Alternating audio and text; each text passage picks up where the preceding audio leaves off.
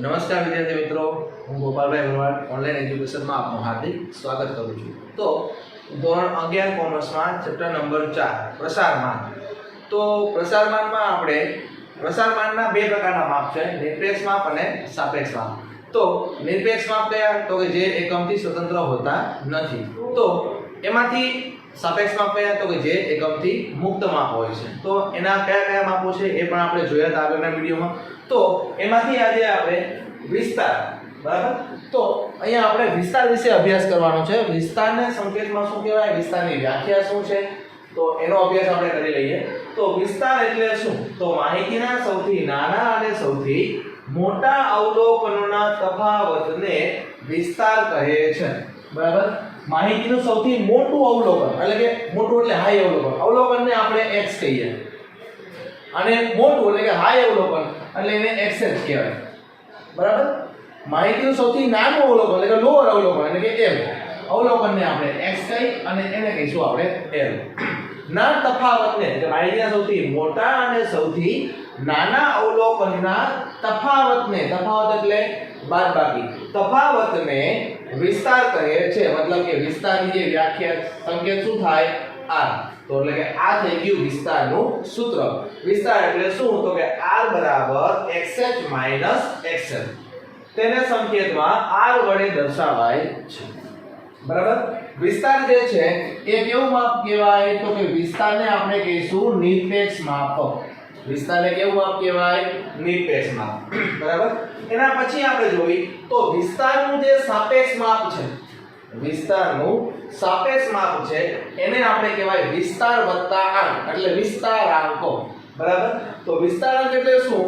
તો કે માહિતીના વિસ્તારને xh + xl વડે ભાગવાથી સાપેક્ષ વિસ્તાર મળે છે, બરાબર? તેને વિસ્તારાંક કહે છે। વ્યાખ્યા તમારા સૂત્ર ઉપરથી જ બનશે। વિસ્તારાંકનું સૂત્ર શું થાય? તો વિસ્તારાંક બરાબર, પહેલા પણ કીધું જો અહીંયા માહિતીના વિસ્તારને, તો વિસ્તાર એટલે શું થયો? r। હવે r બરાબર શું થાય? તો કે xh - xl ને xh + xl વડે ભાગવાથી એટલે કે છેદમાં xh + xl વડે ભાગવાથી એટલે કે માહિતીના સૌથી મોટા અને નાનાનો તફાવત અને બંનેનો સરવાળો, એ બેનો ભાગાકાર એટલે આપણને સાપેક્ષ વિસ્તાર મળે છે, બરાબર? એ સાપેક્ષ વિસ્તાર મળે એને શું કહેવાય? વિસ્તારાંકો। વિસ્તારાંક જે છે એ કેવું માપ કહેવાશે? અહીંયા સાપેક્ષ માપ। વિસ્તારાંકને કેવું માપ કહેવાય? સાપેક્ષ માપ, ખાસ યાદ રાખવાનું છે। બીજું, વિસ્તારાંકને બીજું સાપેક્ષ વિસ્તાર પણ કહેવાય। આ એટલા માટે કહું છું કે પરીક્ષામાં ઘણીવાર પૂછાય સાપેક્ષ વિસ્તાર મેળવો, તો વિસ્તારનું સાપેક્ષ માપ એટલે સાપેક્ષ વિસ્તાર। તો સાપેક્ષ વિસ્તાર અને વિસ્તારાંક આ બંને કેવું થાય? સરખું પણ થાય। સૂત્રમાં ઘણીવાર વિસ્તારાંક બરાબર અહીંયા r ના છેદમાં xh + xl આવું સૂત્ર પણ હોઈ શકે, કેમ કે r એટલે શું થાય? xh - xl, બરાબર?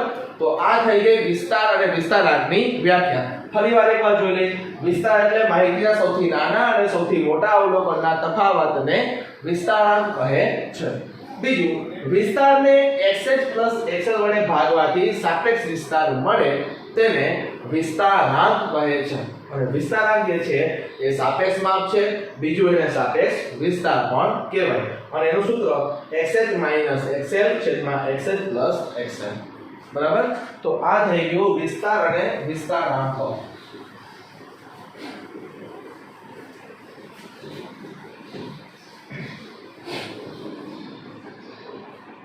હવે આપણે એના દાખલા જોઈ લઈએ। તો દાખલા સમજવા માટે આપણે અહીંયા પહેલા ઉદાહરણ નંબર 1 જોઈશું, બરાબર?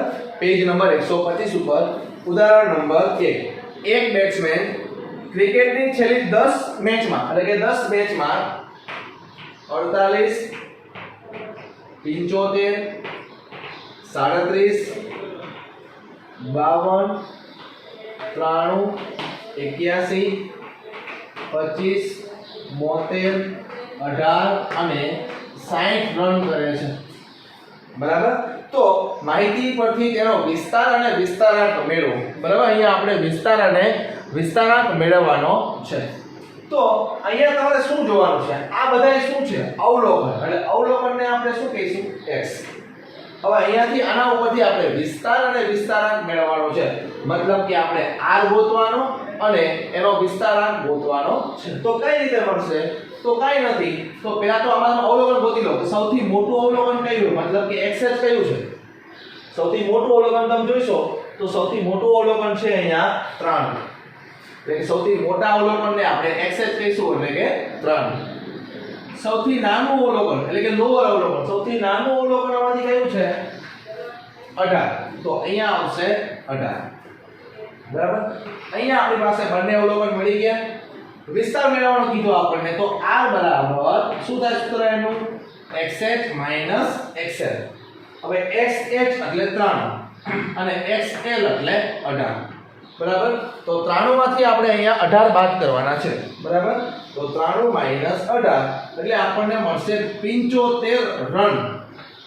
કેમ કે અહીંયા આ જે આંકડા આપ્યા છે એ બધા શેના આંકડા છે?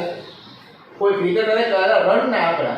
તો રન જે છે એનો એકમ કહેવાય અને વિસ્તાર જે છે એ નિરપેક્ષ માપ છે. નિરપેક્ષ માપની પાછળ હંમેશા શું હોય? એકમ હોય. નિરપેક્ષ માપની પાછળ હંમેશા શું હોય?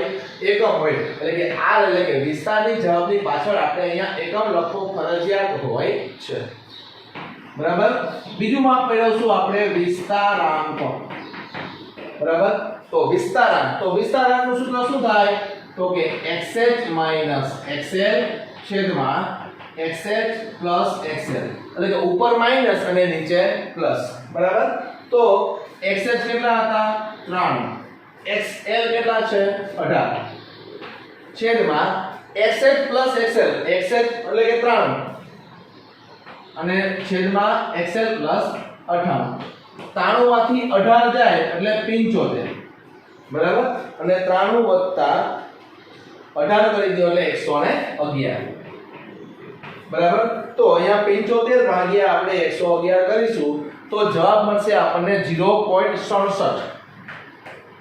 57. હવે અહીંયા પાછળ એકમ લાવીએ નહીં. કેમ? કેમ કે વિસ્તારાંક જે છે એ સાપેક્ષ માપ છે અને એકમથી કેવું માપ છે? મુક્ત માપ છે. અને યાદ રાખો વિદ્યાર્થી મિત્રો, જેટલા પણ સાપેક્ષ માપ છે એનો જવાબ હંમેશા 0 પોઈન્ટમાં જ આવશે. જેટલા પણ સાપેક્ષ માપનો અભ્યાસ આપણે કરવાનો છે એનો જવાબ 0 પોઈન્ટમાં તમને મળશે.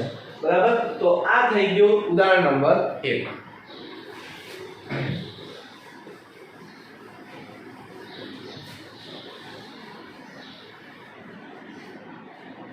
ચલો એવું આપણે ઉદાહરણ નંબર 2 પણ જોઈ લઈએ. કેમ કે પહેલી વાર જોયું એ માહિતી હતી અવર્ગીકૃત માહિતી. બરાબર. હવે આપણે જોવાનું છે એ માહિતી આપણને આપેલી છે વર્ગીકૃત માહિતી. કેવી માહિતી આપણને આપેલી છે? વર્ગીકૃત. પણ વર્ગીકૃતમાં આપણને અસતત આવૃત્તિ વિતરણ આપેલું છે. કેવું આપેલું છે? અસતત આવૃત્તિ વિતરણ. તો એની રકમ આપણને આપેલી છે માસિક વેતન. બીજું આપણને આપેલું છે કામદારોની સંખ્યા. તો આ રીતે આપણને તેમાં રકમ આપેલી છે. બરાબર. હવે એમાં શું આપેલું છે? તો કે વેતન આપણને આપેલું છે 3500, 4000, 5000, 7500, 10000 અને 12000. બરાબર. અને કામદારોની સંખ્યા આપણને આપેલી છે 3, 21, 30, 19, 6 અને 5. તો અહીંયા આપણને આ રકમ આપેલી છે. હવે આ આવૃત્તિ વિતરણ છે એને કહેવાય અસતત આવૃત્તિ વિતરણ. કેમ કે અહીંયા આપણને s આપેલો છે અને આપણે f કહીશું. હવે અહીંયા આપણને વિસ્તાર ને વિસ્તારાંક મેળવવાનો કીધો છે. તો વિસ્તાર ને વિસ્તારાંક કઈ રીતે મળે? તો વિસ્તારનું સૂત્ર r બરાબર xh xl. xh એટલે સૌથી મોટી અવલોકન કેટલું છે? 12000 માઈનસ xl એટલે સૌથી નાનું અવલોકન કેટલા છે? 3500. બરાબર. તો અહીંયા આપણે 12000 માંથી 3500 બાદ કરી દઈએ તો ટોટલ મળશે આપણને 8500. કેટલા મળશે? 8500. પછી આપણને એમ કીધું છે કે વિસ્તારાંક મેળવો. તો વિસ્તારાંકનું સૂત્ર xh xl અને છેદમાં xh xl. હવે આનો જવાબ xh માંથી xl બાદ કરો. આપેલો છે કેટલો આવ્યો હોય 8500. ડાયરેક્ટ લખી નાખો 8500. છેદમાં શું કરવાનું કીધું છે તો કે આ બેનો સરવાળો મતલબ કે 12000 વત્તા xl કેટલો હતો 3500. તો અહીંયા મૂકી દો 3500 બરાબર. ઉપર 8500 આવશે બરાબર અને 12000 વત્તા 3500 એટલે 15500. કેટલા મળશે તમને 15500. તો 8500 ભાગ્યા આપણે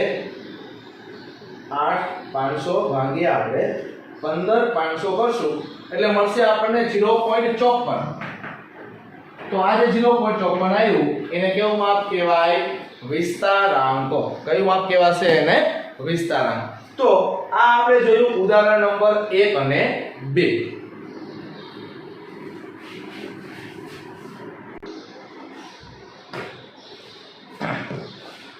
હવે એના પછી એમાં ઉદાહરણ નંબર 3 આપેલું છે. આપણે 3 પ્રકારના દાખલા જોવાના છે બરાબર. પહેલું જોયું અવર્ગીકૃત માહિતી, બીજું જોયું વર્ગીકૃતમાં અસતત અને હવે આપણે જોઈશું ઉદાહરણ નંબર 3 બરાબર. એમાં તમને જે આપેલું છે એ છે સતત આવૃત્તિ વિતરણ. કેવું આવૃત્તિ વિતરણ? સતત આવૃત્તિ વિતરણ. તો મતલબ કે એમાં તમને વર્ગો આપેલા હશે બરાબર. તો એમાં ધારો કે પેલા વર્ગ આપેલા છે અને બાજુમાં શું આપેલી છે આવૃત્તિ આપી છે. તો વર્ગ આપ્યો છે તમને 10 થી 15, 15 થી 20, 20 થી 25, 25 થી 30, 30 થી 35. અહીંયા આપેલું છે 8, 15, 26, 47 અને 4. હવે અહીંયા શું નવું છે? તો અહીંયા મિત્રો કાંઈ નવી વાત નથી. આપણે વાત થઈ હતી સૌથી મોટું અવલોકન અને સૌથી નાનું અવલોકન. પણ અહીંયા વર્ગો આપેલા છે. તો વર્ગો એટલે શું સમજવાનું? કઈ વાંધો નહીં. વર્ગો આપેલા હોય તો સૌથી જે નાનું અવલોકન કયું કહેવાશે? પ્રથમ વર્ગની અધસીમા. સૌથી નાનું અવલોકન કયું કહેવાશે? પ્રથમ વર્ગની અધસીમા એટલે કે 10. અને સૌથી મોટું અવલોકન કયું કહેવાશે? છેલ્લા વર્ગની ઉર્ધ્વસીમા. બરાબર. જ્યારે પણ વર્ગો આપેલા હોય ત્યારે સૌથી નાનું અવલોકન પહેલા વર્ગની અધસીમા એટલે કે પ્રથમ વર્ગની અધસીમા અને સૌથી મોટું અવલોકન કયું કહેવાશે? તો કે છેલ્લા વર્ગનું ઉર્ધ્વસીમા અથવા ઉર્ધ્વસીમા બિંદુ. બરાબર. ચલો તો અહીંયા આપણે r ગોતીશું. r બરાબર xh xl. xh એટલે કે 35, xl એટલે 10. 35 માંથી 10 જાય એટલે કેટલા વધશે? 25. બરાબર. વિસ્તારાંક મેળવી લઈએ આપણે. તો વિસ્તારાંક બરાબર xh xl અને xh xl. તો આ વિસ્તારાંકનું શું થઈ ગયું? સૂત્ર બરાબર. xh xl કેટલા આવ્યા? 25. અને નીચે શું કરવાનું છે? બંનેનો સરવાળો. તો 35 વત્તા 10 એટલે કે 25 ના છેદમાં 45. તો અહીંયા આપણે 25 ભાગ્યા 45 કરીશું. 25 ભાગ્યા 45 0.55. તો વિદ્યાર્થી મિત્રો આ થઈ ગયું વિસ્તાર અને વિસ્તારાંક. બરાબર. તો એના આપણે 3 પ્રકારના દાખલા જોયા. જ્યારે માહિતી અવર્ગીકૃત હોય, માહિતી અસતત હોય અને માહિતી સતત હોય.